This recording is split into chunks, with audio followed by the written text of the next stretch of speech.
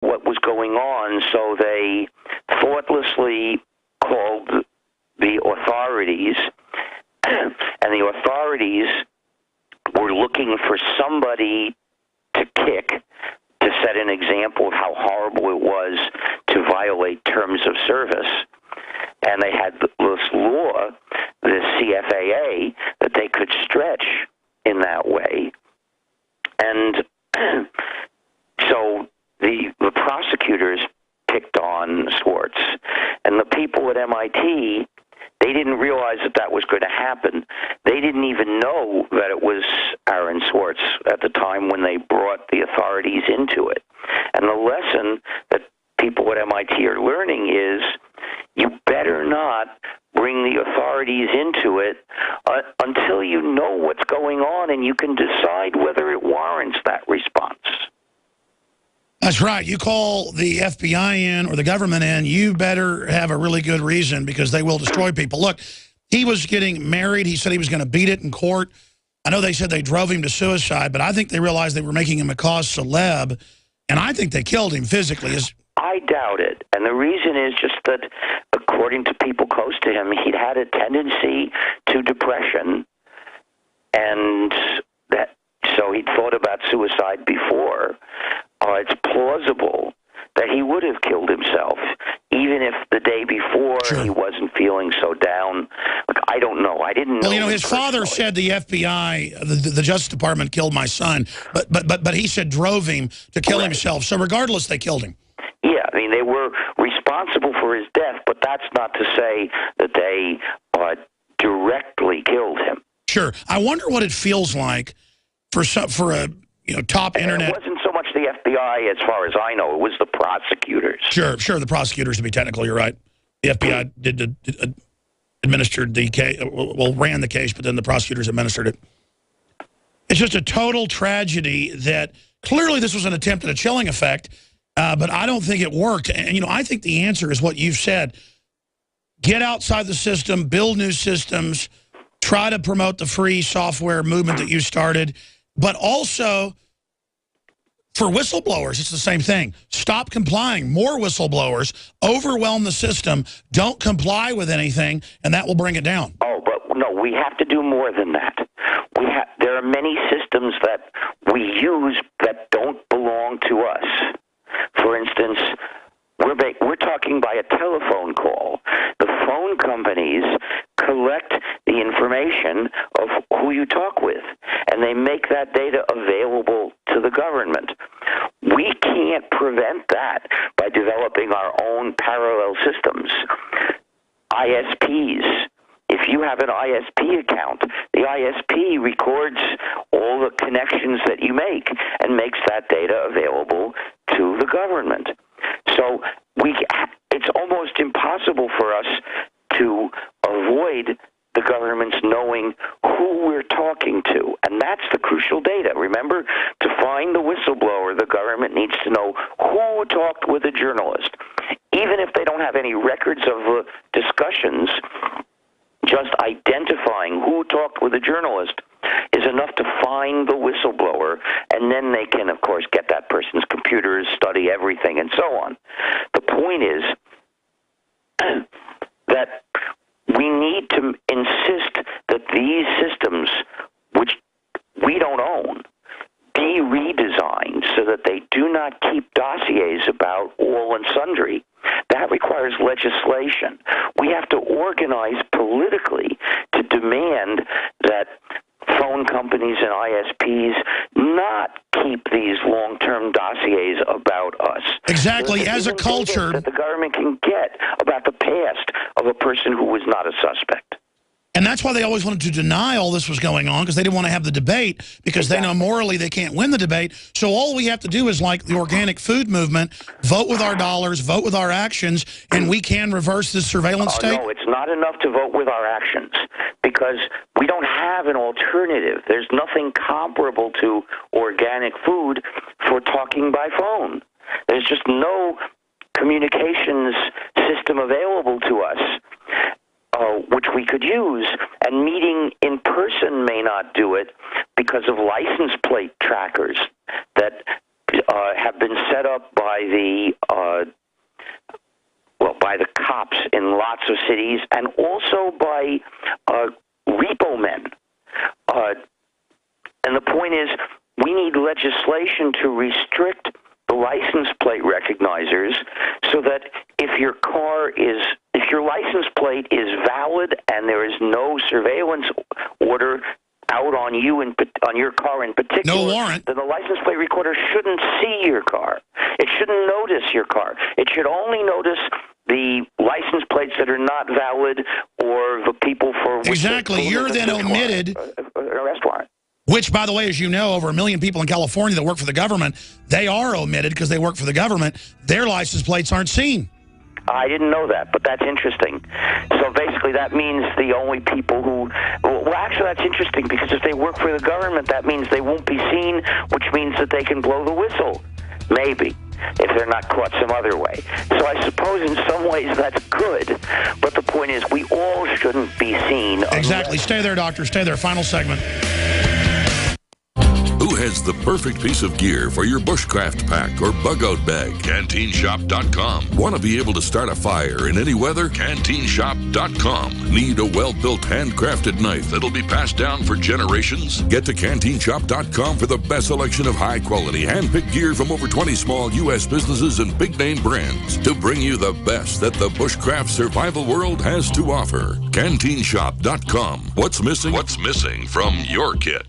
Hi, this is Ted Anderson. Have you ever wondered why banks, stockbrokers, investment advisors won't talk about gold IRAs? They've been available since 1986, yet the financial industry won't recognize the value of gold for your retirement. Gold has outperformed paper investments, yet no word about IRAs. If you would like to have gold for your retirement, call 800-686-2237. Don't get left behind by rising inflation and low returns. Call 800-686-2237. Secure your future and call 1-800-686-2237.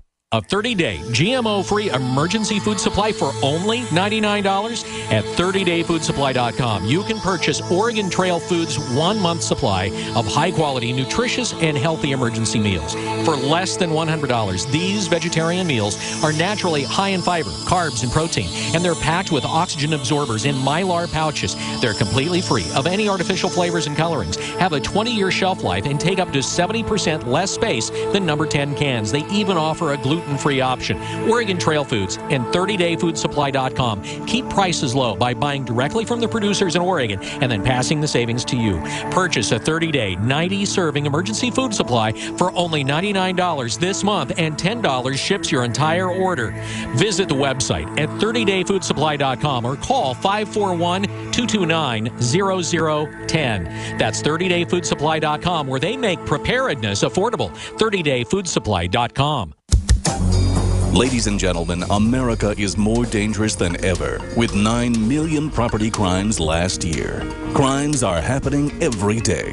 Be proactive and protect your home and family. Simply Safe Home Security System helps guard against criminals, thugs, and thieves. Listen, Simply Safe is the absolute best alarm system and company in America today. Here's why. We offer a 60-day money-back guarantee. It's affordable, no contracts to sign, and is built with the latest wireless technology.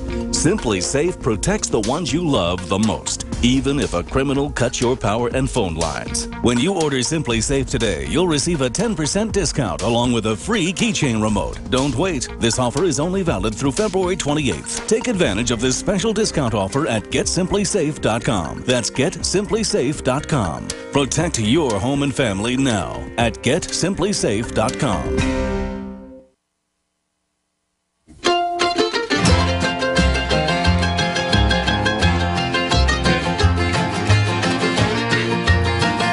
You know, I do it a lot. I hogged all the time with Dr. Stallman. We're not going to take any calls.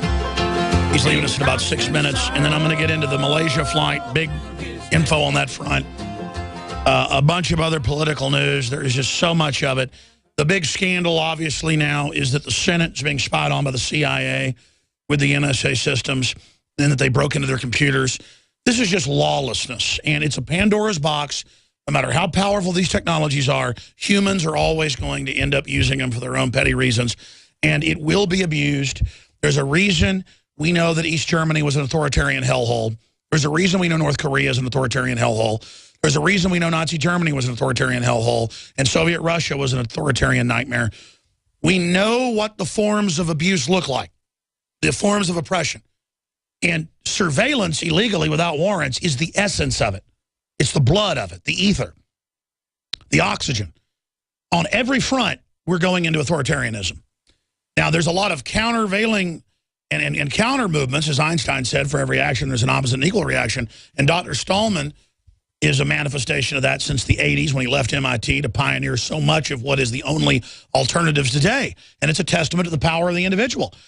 And we need more people who are brains to not serve DARPA in the New World Order and to serve humanity.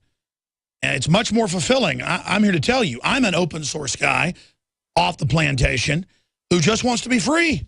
That's what makes me happy. I'm not perfect. I'm not on a high horse. But my gut is in the right place. My heart's in the right place. In closing, Dr. Stallman, GNU that you invented that grew into Linux, all these other systems. Well, actually, no. It's pronounced GNU. GNU, I know. It didn't grow into Linux.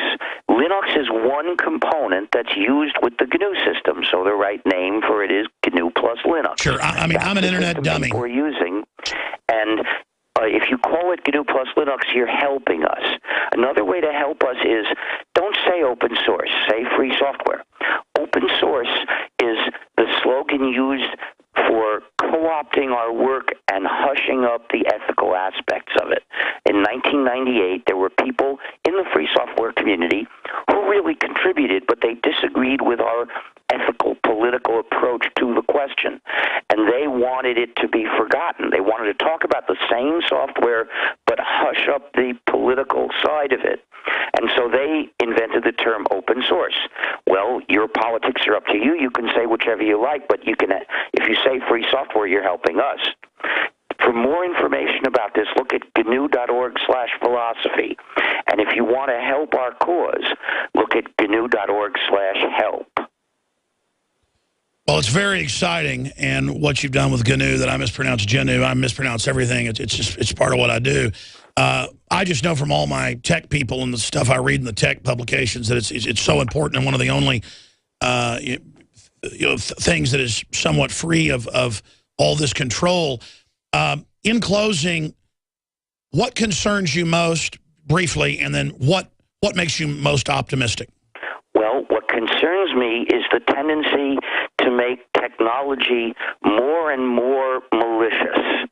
It's a mistake to equate malware with viruses because lots of products are designed to be malware. For instance, the iThings from Apple and Windows phones and tablets, they've taken the malware to the point where they are designed as platforms for censorship of apps. On an iThing, it can only install the apps that Apple approves of and has put in the App Store. The only way to avoid that, to get an escape from that, is with jailbreaking. Now, that term, which was coined by the users themselves, is very interesting. It's a recognition that those products are jails. And now the Microsoft things are the same. So this ought to be illegal. I'll tell you what, Doc, this is a 1-minute break. Come back and do 5 more with us so you can finish up the jailbreaking and then talk about the positive stuff that's happening, just briefly. This is GCN, the Genesis Communications Radio Network. In the last 50 years, iodine has been phased out of our staple foods and replaced with the halogen bromine, a practice now banned in nations around the world.